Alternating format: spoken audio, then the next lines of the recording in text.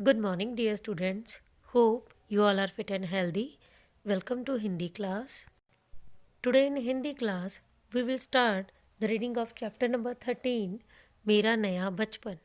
पाठ 13 मेरा नया बचपन। ये कविता सुभद्रा कुमारी चौहान द्वारा लिखी गई है। इस कविता में बचपन की यादों व बाल सुलभ चंचलता को सरल व सहज रूप से दर्शाया गया है।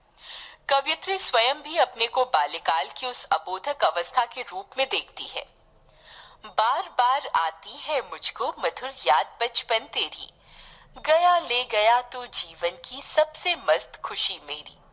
चिंता रहित खेलना खाना व फिरना निर्भय स्वच्छंद, कैसे भूला जा सकता है बचपन का अतुलित आनंद। ऊंच नीच का ज्ञान नहीं था, छुआछूत किसने जानी, बनी हुई थी वहां झोपड़ी और चीथड़ों में रानी। किए दूध के कुल्ले मैंने चूस अंगूठा सुधा पिया, किलकारी कल्लोल मचाकर सूना घर आबाद किया। रोना और मचल जाना भी क्या आनंद दिखाते थे, बड़े बड़े मोती से आंसू जयमाला पहनाते थे। आजा बचपन एक बार फिर दे दे अपनी निर्मल शांति, व्याकुल व्यथा मिटाने वाली वो अपनी प्राकृत विश्रांति। वह भोली सी मधुर सरलता, वह प्यारा जीवन निष्पाप, क्या आकर फिर मिटा सकेगा तू मेरे मन का संताप। मैं बचपन को बुला रही थी, बोल उठी बिटिया मेरी, नंदन वंशी फूल उठी ये छोटी सी कुटिया मेरी। माँ कहकर बुला रही थी, मिट्टी खाकर आई थी, कुछ मुंह में कुछ लिए हाथ में मुझे खिलाने आई थी। पुलक रहे थे अंग दृगों में कौतूहल था छलक रहा, मुंह पर थी आह्लाद लालिमा विजय गर्व था झलक रहा। मैंने पूछा ये क्या लाई, बोल उठी वह माँ काओ। हुआ प्रफुल्लित हृदय खुशी से, मैंने कहा तुम ही खाओ। पाया मैंने बचपन फिर से, बचपन बेटी बन आया, उसकी मंजुल मूर्ति देखकर मुझ में नवजीवन आया। मैं भी उसके साथ खेलती खाती हूँ तुतलाती हूँ, मिलकर उसके साथ स्वयं मैं भी बच्ची बन जाती हूँ। जिसे खोजती थी बरसों से अब जाकर उसको पाया, भाग गया था मुझे छोड़कर वह बचपन फिर से आया। सुभद्रा कुमारी चौहान। सबसे पहले हम करेंगे कविता का सारांश।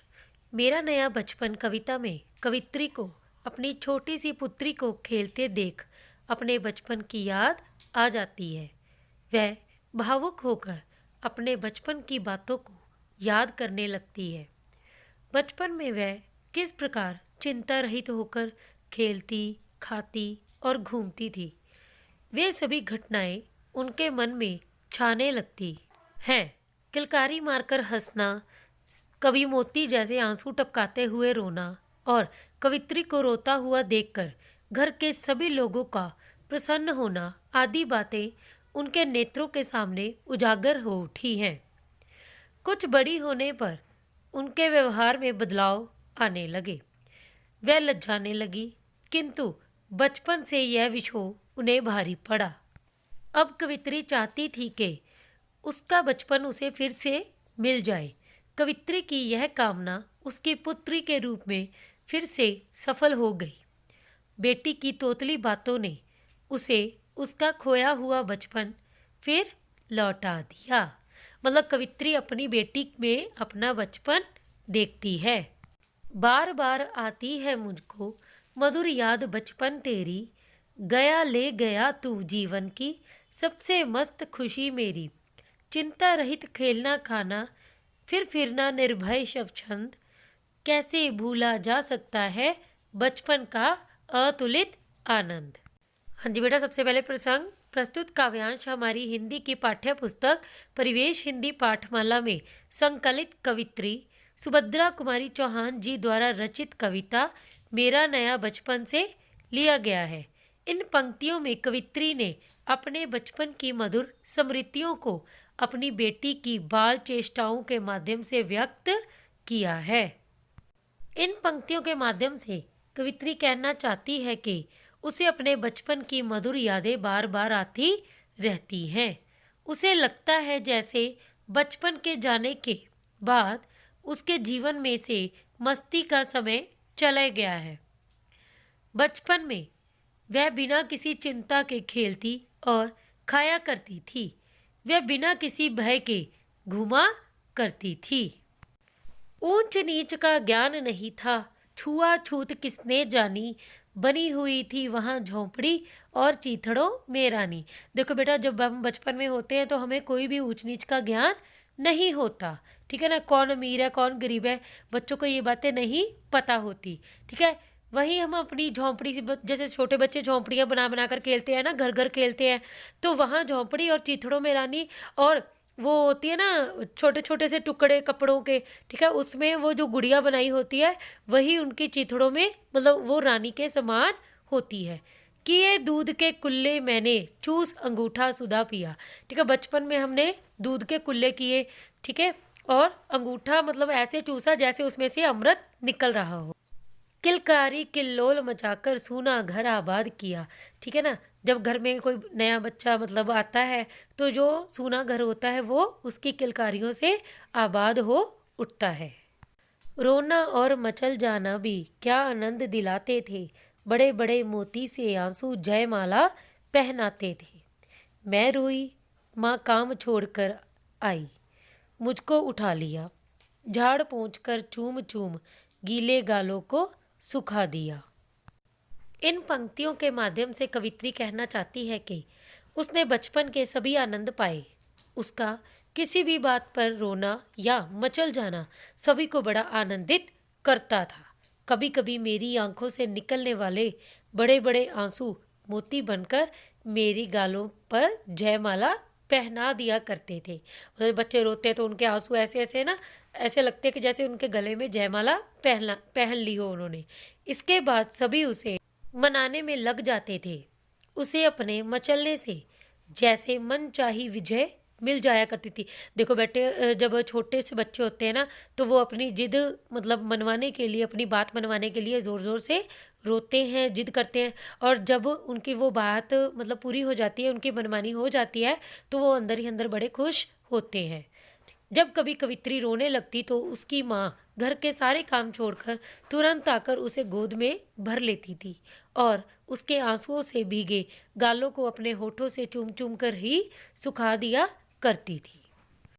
आजा बचपन एक बार फिर, दे दे अपनी निर्मल शांति, व्याकुल व्यथा मिटाने वाली वह अपनी प्राकृत विश्रांति। वह भोली सी मधुर सरलता, वह प्यारा जीवन निष्पाप, क्या आकर फिर मिटा सकेगा तू मेरे मन का संताप। कवित्री ने माना है कि युवावस्था में नई नई कामनाओं, पुरुषार्थ और ज्ञान की वृद्धि होती है, किंतु इस आयु में बड़े झंझट भी हैं। इस अवस्था में व्यक्ति के लिए सांसारिक जीवन चुनौतियों और संघर्ष से पूर्ण रणभूमि सा नजर आता है। युवावस्था में नई नई जिम्मेदारियों के आ जाने से मन चिंतित रहता है और कभी कभी जीवन एक बोझ सा प्रतीत होने लगता है। कवित्री जवानी के झंझटों से विचलित होकर बचपन को पुकार उठती है। ओह मेरे प्यारे बचपन, तू एक बार फिर से आ जा, मेरे चिंताओं से बोझिल जीवन को फिर से अपनी निर्मल शांति से भर दे। फिर से मुझे जवानी के इस थका देने वाले मार्ग पर से तू मुझे वह स्वाभाविक विश्राम प्रदान कर दे जो मन की व्याकुलता भरी वेदना को शांत कर देता है। फिर से जीवन को मधुरता भरी सरलता से भर दे, मेरे जीवन से सारे कलेशों को मिटा दे।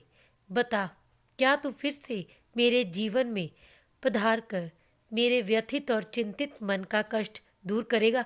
देखो बेटा, जैसे जैसे मनुष्य बड़ा हो जाता है, युवावस्था में पहुंच जाता है, तो उसकी चिंताएं बढ़ जाती हैं। क्यों? क्योंकि उसकी जिम्मेदारियां बढ़ जाती हैं। बचपन पे ना तो हमें जिम्मेदारी का बोझ होता है, ना ही कोई टेंशन होती है, ठीक है। इसीलिए जो कवित्री है वो बचपन को कहती है कि दोबारा फिर से लौट कर तू आ जा, क्योंकि जो बचपन का जो आनंद है वो और किसी भी अवस्था में प्राप्त नहीं होता। मैं बचपन को बुला रही थी, बोल उठी बिटिया मेरी, नंदन वंशी फूल उठी वह छोटी सी कुटिया मेरी। माँ ओह कहकर बुला रही थी, मिट्टी खाकर आई थी, कुछ मुंह में कुछ लिए हाथ में मुझे खिलाने आई थी। इस पद्यांश में कवित्री कहना चाहती है कि जब वह बचपन से फिर से आने के लिए अनुरोध कर रही थी, तभी उसकी छोटी सी बेटी अचानक उसे ओ माँ कहकर पुकार उठी। कवित्री ने अचानक उसकी ओर देखा तो देखती ही रह गई। बिटिया के बोलते ही ऐसा लगा कि कवित्री का वह घर प्रसन्नता के मारे स्वर्ग के नंदनवन के समान फूलों से भर गया हो। बेटी भी मिट्टी खाकर आई थी। देखो बेटा, बचपन में कई बच्चे ऐसे होते हैं ना जो माटी खाते हैं, ठीक है ना। कुछ मिट्टी अभी भी मुंह में थी और हाथ में भी मिट्टी थी, जिसे वह अपनी माँ को खिलाने के लिए आई थी। देखो बेटा, अब उसको थोड़ी ना पता है कि जो मिट्टी होती है वो उसके लिए ठीक नहीं है, ठीक है ना। बचपन में ये चीज़ों का ज्ञान होता ही नहीं है, तो वो क्या करती है कि खुद भी खाकर आई और अपनी माँ के लिए भी लेकर आती है। मिट्टी चखने का रोमांचित आनंद उसके अंग अंग में छलक रहा था, मतलब उसको बड़ा मज़ा आ रहा था मिट्टी खाकर। आंखों में भोला कौतूहल छाया हुआ था, मुख परम हर्ष से लाल हो रहा था और लगता था बिटिया को अपने मिट्टी खाने जैसे महान कार्य पर बड़ा गर्व भी हो रहा था। मतलब उसे बड़ा आनंद आ रहा था, बड़ा मज़ा आ रहा था कि वो बहुत ही महान काम करके आई है और अपनी माँ को भी वो खिलाने के लिए लेकर आई है। मैंने पूछा, यह क्या लाई? बोल उठी वह, माँ काऊ। हुआ प्रफुल्लित हृदय खुशी से, मैंने कहा तुम ही खाओ। पाया मैंने बचपन फिर से, बचपन बेटी बन आया। उसकी मंजुल मूर्ति देखकर मुझ में नव जीवन आया। इस पद्यांश में कवित्री कहना चाहती है कि जब उसने अपनी छोटी सी बिटिया की तोतली बोली में सुना, माँ खाओ।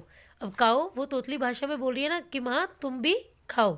यह सुनते ही उसका हृदय वात्सल्य से प्रफुल्लित हो उठा और उसने कहा, बिटिया तुम ही खाओ। इस प्रकार वह स्वयं भी बच्ची बन गई। उसे लगा कि उसका बचपन ही बेटी बनकर आ गया। इस घटना से उत्साहित होकर वह स्वयं भी बच्ची जैसी बन गई है। देखो बेटा, जब अब कोई छोटा बच्चा जैसे तोतला बोलता है तो हम भी वैसे ही उसके समान बोलने लगते हैं ना, क्योंकि हमें उसकी भाषा जो है वो बहुत अच्छी लगती है। तो वैसे ही उसकी माँ है वो बच्ची की, ठीक है ना। तो उसकी बच्ची उसको कहती है कि माँ तुम भी खाओ, ठीक है। तो उसकी माँ कहती है नहीं बेटा तुम ही खाओ, ठीक है। तो उसको अपनी बेटी में अपना बचपन दिखाई देता है। मैं भी उसके साथ खेलती खाती हूँ तुतलाती हूँ, मिलकर उसके साथ स्वयं मैं भी बच्ची बन जाती हूँ। जिसे खोजती थी बरसों से अब जाकर उसको पाया, भाग गया था मुझे छोड़कर वह बचपन फिर से आया, वह बचपन फिर से आया। इस पद्यांश में कवित्री कहना चाहती है कि मेरी बेटी के रूप में मैंने अपना खोया हुआ बचपन फिर से पा लिया है। उसकी सुंदर मूर्ति देखकर मुझ में नया जीवन आ गया है। आज मैं अपनी बेटी के साथ खेलती हूँ, खाती हूँ और उसी के समान तोतली आवाज़ में बोलती हूँ। बेटी की भोली बातों और मनमोहक क्रीड़ाओं को देखकर वह स्वयं भी बच्ची की तरह व्यवहार किया करती है। कवित्री को लगता है कि वह जिस बचपन की वर्षों से खोज कर रही थी उसे अब उसने बेटी के रूप में पा लिया है। मतलब जो कवित्री है वो अपने खोए हुए बचपन को अपनी बेटी के रूप में देखती है। जो बचपन उसे छोड़कर भाग गया था वह फिर से वापस आ गया है। देखो बेटा, जब बच्चा छोटा होता है तो उसकी जो मदर होती है वो भी उसी के समान करती है जैसे उसका बच्चा करता है। मतलब वो अपने बच्चे में अपना बचपन खोजती है। तो वैसे ही कवित्री भी अपनी बेटी के रूप में अपने बचपन को खोजती है। झांसी की रानी जैसी जन मन में स्वतंत्रता की आग प्रदीप्त कर देने वाली लोकप्रिय रचना की लेखिका कवित्री सुभद्रा कुमारी चौहान जी का जन्म सन 1904 में प्रयाग मतलब इलाहाबाद में हुआ था। आपने अपनी प्रारंभिक शिक्षा इलाहाबाद में ही प्राप्त की थी। 5 वर्ष की अवस्था में ही कविता लिखकर आपने कवित्री के रूप में प्रकट होने की पूर्व सूचना दे दी थी। सुभद्रा जी ने भारतीय स्वतंत्रता आंदोलन में सक्रिय रूप से भाग लिया और अनेक बार जेल यात्रा भी की। सुभद्रा जी ने 2 प्रकार की रचनाएं की हैं, पहली राष्ट्रीय भावनाओं से ओत-प्रोत और दूसरी घरेलू जीवन पर। आपकी विशेषता थी जटिल विषय को भी सरल भाषा में व्यक्त कर देना, मतलब डिफ़िकल्ट से डिफ़िकल्ट जो टॉपिक था उसको भी इजी लैंग्वेज में जो है वो व्यक्त करती थी। भावों को पूर्णता से व्यक्त करने के लिए सही शब्दों का चुनाव करने में वह कुशल थी।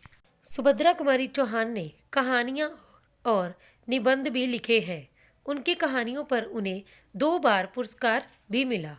सुभद्रा जी का देहावसान मतलब देहांत एक मोटर दुर्घटना में सन 1948 में हो गया। तो ये था बेटा हमारा चैप्टर मेरा नया बचपन। Okay dear students, thank you.